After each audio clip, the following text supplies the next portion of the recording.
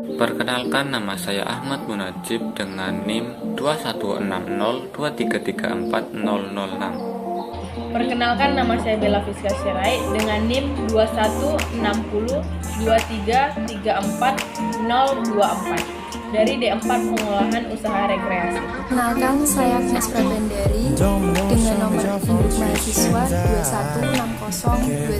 21602334028 dari Prodi Pengolahan Usaha Rekreasi. Perkenalkan, saya Saidatus Indah Safira dengan NIM 21602334034. Assalamualaikum warahmatullahi wabarakatuh. Nama saya Muhammad Nugroho dengan nomor induk mahasiswa 21602334037.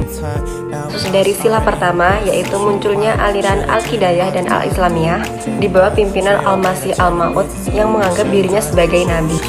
Yang sesuai dengan 5 sila Pancasila, yang diantaranya adalah yang pertama, ketuhanan yang Maha Esa. Dengan nilai instrumental terdapat pada pasal 29 ayat 2 yang berbunyi, negara menjamin kemerdekaan tiap-tiap penduduk untuk memeluk agamanya masing-masing dan untuk beribadat menurut agamanya dan kepercayaannya itu. Mulai praksis dari kasus yang pertama yaitu beribadah, taat pada Tuhan, takwa, dan tidak mencela agama lain. Nilai-nilai dasar Pancasila yang pertama, satu, ketuhanan Maha Esa.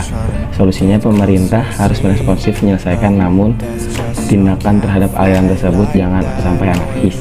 Pemerintah dan ormas agama harus memberikan pencerahan mengenai regularitas terhadap masyarakat. Terus selain peran dari pemerintah, masyarakat perlu meningkatkan bagi pengikut aliran sesat dengan cara baik dan benar. Sila kedua, yaitu tragedi kemanusiaan Trisakti pada tanggal 12 Mei 1998. Yang kedua, kemanusiaan yang adil dan beradab. Dengan nilai instrumental pada pasal 27 ayat 2, tiap-tiap warga negara berhak atas pekerjaan dan penghidupan yang layak bagi kemanusiaan. Mulai praksis dari kasus yang kedua yaitu mengembangkan sikap tenggang rasa, kebersamaan, dan hak manusia.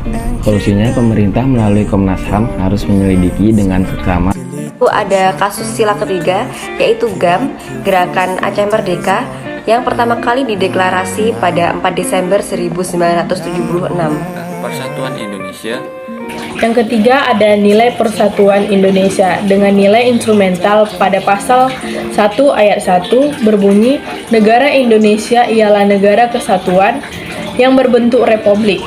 Dan pada pasal 32 ayat 2, negara menghormati dan memelihara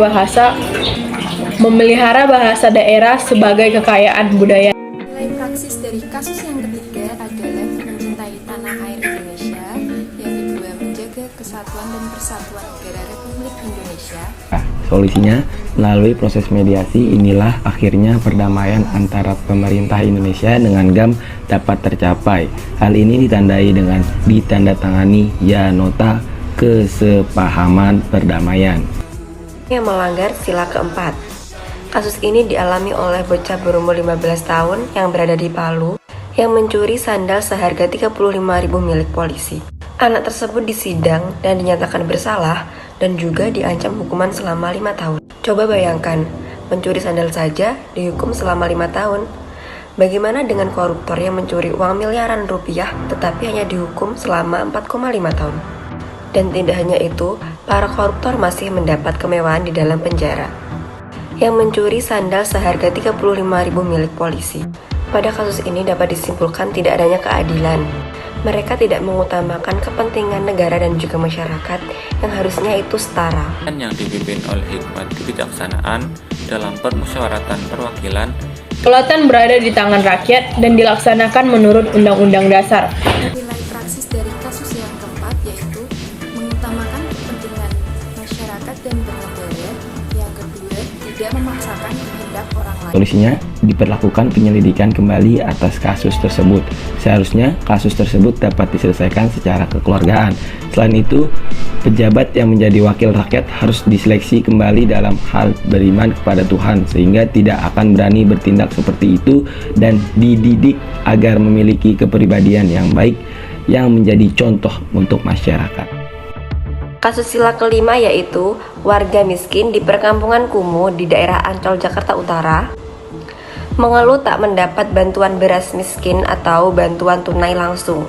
Keadilan sosial bagi seluruh rakyat Indonesia. Segala warga negara bersama kedudukan di dalam hukum dan pemerintahan dan wajib menjunjung hukum dan pemerintahan itu dengan tidak ada kecualinya.